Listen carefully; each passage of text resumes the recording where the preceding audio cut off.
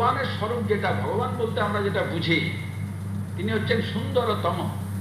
সব থেকে সুন্দর যদি কোনো বস্তু বলা হয়, তাকে যেমন ব্রহ্মের সম্বন্ধে উপনিষদ বলতে গিয়ে সেখানে নিত্য শুদ্ধ বুদ্ধ মুক্ত স্বরূপাহ, আনন্দ স্বরূপাহ এসব বলেছেন।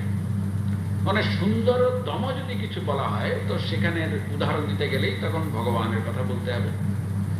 তার থেকে আর সুন্দর কিছু নেই, তার সঙ্গে আর তার মতন বলে কিছু বলা যাবে না। তিনি হচ্ছেন একদম সব থেকে সুন্দরতম। আর তিনি হচ্ছেন আনন্দ স্বরূপ, আনন্দ স্বরূপে তিনি রয়েছেন। আনন্দময় বলা হয়েছে। আনন্দময় মানে যেটা আনন্দ দিয়েই তৈরি। যেমন এটা হচ্ছে লৌহময়, লৌহ দিয়ে তৈরি। তো সেরকম সমস্তটাই যার আনন্দ, সমস্তটাই যার সুন্দর, তো তিনি হচ্ছেন সেই ভগবান।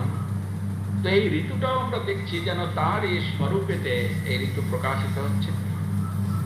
চারিদিকে আনন্দের প্রবাহ, চারিদিকে সুন্দরের সমাহার, আর সেটা মনে করে দিচ্ছে যে এটা ভগবানের প্রকাশ এর মধ্যে দিয়ে আমরা দেখছি। আমরা অনেক সময় মনে করি যে ভগবানকে দেখা যাচ্ছে না।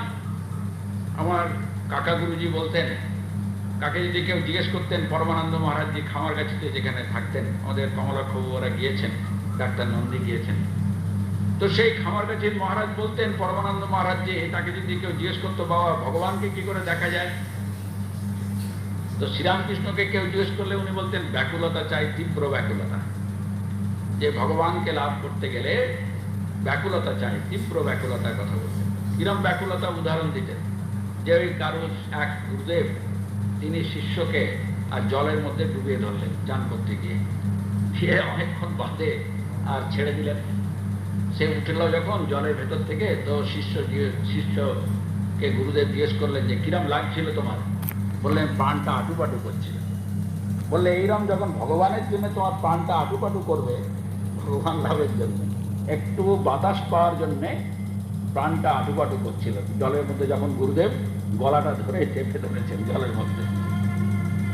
তো এইরকম যখন প্রাণটা তোমার আটুপাটু করবে ভগবানের জন্যে, যে আমি আর ঠিক থাকতে পারছি না, তো তখন তুমি আর ভগবানকে নিশ্চয়ই লাভ করতে পারবে। আমার ওই কাকা গুরুজি আবার অন্যরকম ভাবে বলতেন। ওনাকে কেউ জিজ্ঞেস করতো যে ভগবানকে কি করে পাওয়া যাবে, তা অন্যরকম ভাবে বলতেন। ওনাকে কেউ জিজ্ঞেস করতো যে ভগবানকে কি করে পাওয়া যাবে, তা বললেন কি করে দেখা যায়, ভগবানকে কি করে দেখা যায়, দর্শন কি করে হবে, তা বললেন বাবা চোখ থাকলেই দেখা যায়। বলে এই তো চোখ রয়েছে আমার। বললেন না, এই চোখ হচ্ছে কি আমাদের, যে এটা স্বচক্ষু বলেছেন, স্বচক্ষু নিজের চোখ। এই নিজের চোখ দিয়ে স্বচক্ষুর দ্বারা জগৎ দেখা যাবে, জগতের যা কিছু ঐশ্বর্য দেখা যাবে। আর আরেকটা চক্ষু আছে, দিব্যম দদামিতে চক্ষু পশ্চিমে যোগমৈশ্বরম। এই দিব্য চক্ষু যদি বিকাশ হয়, তাহলে সমস্ত কিছুর মধ্যে ভগবানের প্রকাশ দেখা যাবে, ভগবানকে দর্শন করা যাবে সবকিছুর মধ্যে। আর আরেকটি চক্ষু আছে, তার নাম জ্ঞান চক্ষু। সেই জ্ঞান চক্ষুর যদি বিকাশ হয়, তাহলে বুঝবেন যে সর্বং খল্বিদম ব্রহ্ম, অহম ব্রহ্মাস্মি, আমি সেই ব্রহ্মস্বরূপ আছি।